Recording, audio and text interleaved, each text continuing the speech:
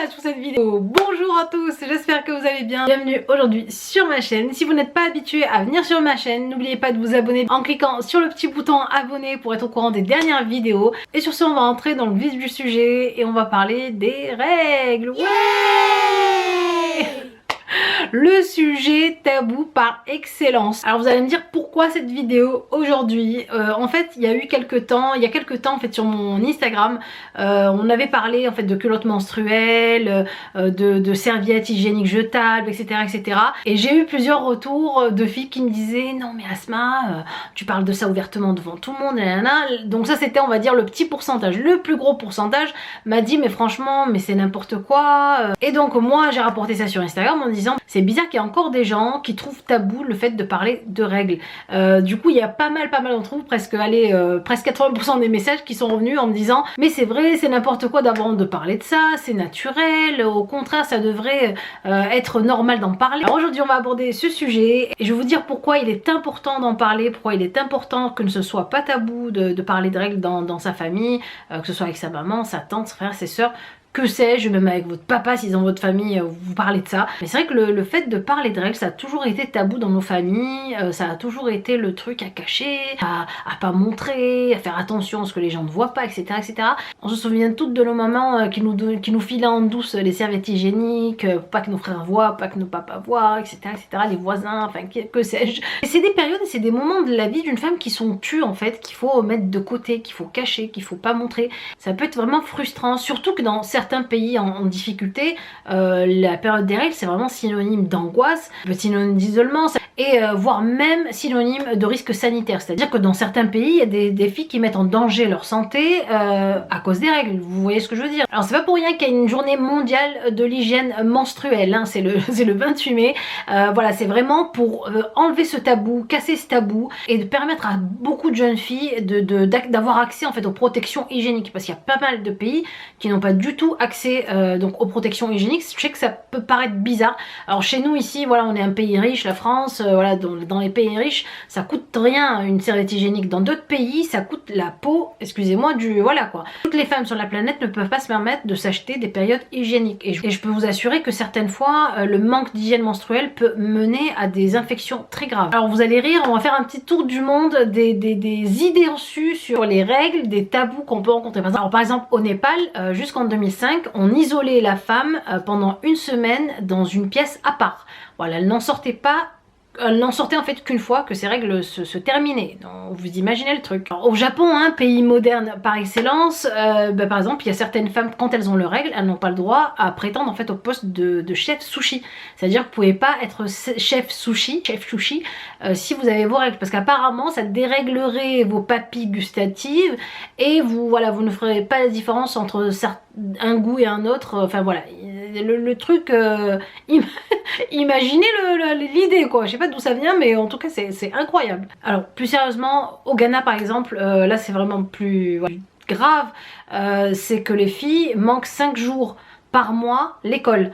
C'est qu'elles ne vont pas à l'école quand elles ont leurs règles. Là vraiment ça peut, ça mène à la déscolarisation et c'est vraiment quelque chose de grave. Par exemple comme en Sierra Leone, dans les écoles, pareil, les jeunes filles en fait elles s'assoient au fond de la classe quand elles ont leurs règles parce qu'elles ont peur qu'il y ait une fuite, qu'il y ait des odeurs qui peuvent sortir. Enfin voilà, elles sont tellement flippantes d'avoir leurs règles, les pauvres, qu'elles se mettent au fond de la classe. Et certaines fois voilà, les cours ne sont pas bien suivis. Voilà, c'est malheureux d'en arriver là quand même. Voilà, et bon, pour parler moi de mon cas, je sais que voilà, dans pas mal de pays, les filles en fait ne parlent pas de leurs règles à leurs parents. Bon, moi la rigueur j'en ai parlé à ma mère, bon ça va, c'est bien passé, etc. Mais on n'en parlait pas non plus, genre maman les règles ça sert à quoi, pourquoi, voilà, j'ai eu mes règles, voilà, tu mets une serviette hygiénique, basta. Et puis chaque mois je faisais la même chose en fait, sans savoir ce que j'avais, sans savoir ce que c'était, sans savoir en fait pourquoi j'avais en fait cet écoulement de sang en fait, sans savoir pourquoi ça venait. Alors moi aujourd'hui avec Nargis j'en ai parlé, voilà, j'ai essayé de lui expliquer, donc sans rentrer non plus dans tous les détails, mais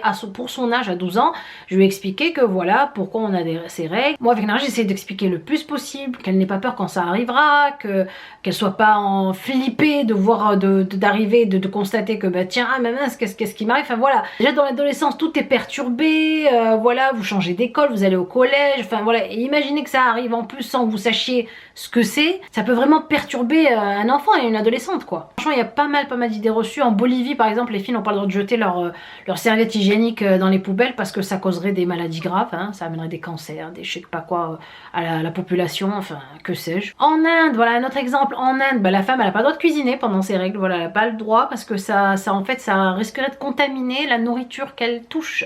Alors vous voyez où ça peut aller. Le manque d'éducation peut aller vraiment très loin. Et enfin en Afghanistan il y a des filles qui ne se douchent pas pendant les règles parce que les gens leur disent qu'elles peuvent être stériles. Alors vous imaginez l'état de l'hygiène menstruelle sur ces filles-là, les infections qu'elles peuvent attraper, enfin voilà. C'est vraiment pour ça que je fais cette vidéo, c'est pour enlever un tabou parce qu'il y a des filles qui peuvent pas se permettre d'en parler à leurs parents. Souvent elles doivent passer par la tante, par la cousine, etc. Elles ne peuvent pas en parler à leur maman directement. Il y a aussi beaucoup de filles, je vous assure, qui pensent que les règles sont une maladie. Il y a pas mal de gens qui ont encore ces croyances que les règles sont une maladie. Alors vous imaginez que voilà, il y a des gens qui pensent que les règles sont une maladie, que c'est une malédiction, une abomination, que sais-je. Voilà, il faut vraiment que les gens se rendent compte de ce qu'ils disent, se rendent compte, il faut faire avancer les mentalités. D'ailleurs je vous invite à aller regarder un documentaire, ça s'appelle Les règles de leur vie ou les règles de la vie sur Netflix. Si vous avez Netflix, si vous avez la chance d'avoir Netflix, franchement allez jeter un oeil sur ce documentaire. Vous allez voir, en fait c'est un groupe de femmes, je vais pas vous raconter, mais super sympa et super utile le documentaire. C'est un documentaire qui fait vraiment avancer les mentalités. Ça se passe en Inde et pareil ça parle voilà, d'un groupe de femmes qui n'ont pas accès aux serviettes hygiéniques, en fait aux protections hygiéniques, et vous allez voir comment elles font en fait pour se débrouiller et pour enfin s'en sortir. Et franchement voilà, ça parle de femmes, d'entraide entre femmes, ça parle de femme power, et voilà moi j'aime beaucoup. La plupart n'ont pas été à l'école mais je vous assure qu'elles se sont vraiment pas mal débrouillées pour faire ce qu'elles avaient à faire. Vous allez voir, regardez, je vous mettrai le lien si vous voulez en barre d'infos. Alors ici en France on a quand même un peu plus de chance, voilà le tabou est un peu moins lourd on va dire, parce que certains pays c'est vraiment grave. Alors ne pas en parler c'est aussi risquer de passer à côté de maladies graves, par exemple comme l'endométriose. L'endométriose c'est une maladie inflammatoire, en fait c'est des dépôts muqueux qui vont se développer à l'extérieur de l'utérus. Si vous voulez, en fait l'endomètre va se développer à l'extérieur de l'utérus. Ça peut aller sur les intestins, ça peut aller sur les organes à côté, et là ça peut être dangereux. Et quand on a des douleurs et qu'on sait pas d'où ça vient, qu'on a trop mal, on se dit bah c'est rien, c'est mes règles, c'est comme ça. Alors je sais que moi quand jeune, quand je disais à ma maman j'ai trop mal, elle me disait bah, va prendre une tisane, voilà, on n'en parlait pas plus que ça. Mais rentrer dans les détails en disant voilà j'ai mal comme ça, j'ai mal comme si, j'ai l'impression d'avoir ça, on peut voilà déceler des maladies rien qu'en en parlant. Donc c'est vraiment très important de pouvoir ouvrir le dialogue sur ça, que ce soit avec votre fille, votre nièce, votre cousine, que sais-je.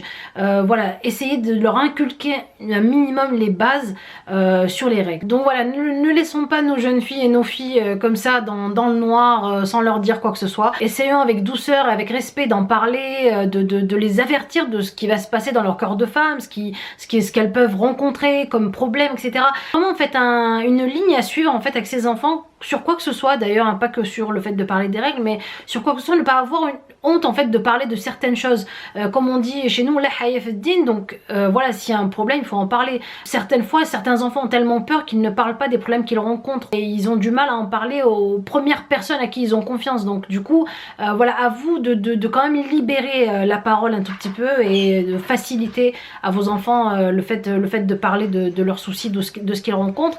Et puis même entre vous, entre femmes, voilà, essayez d'ouvrir la parole. Je pense que ça peut être positif pour tout le monde. Voilà mes poupettes pour cette vidéo, j'espère en tout cas qu'elle vous aura plu. N'oubliez pas bien sûr de cliquer sur j'aime si vous avez aimé la vidéo, de continuer bien sûr à vous abonner, et je vous dis à la prochaine vidéo.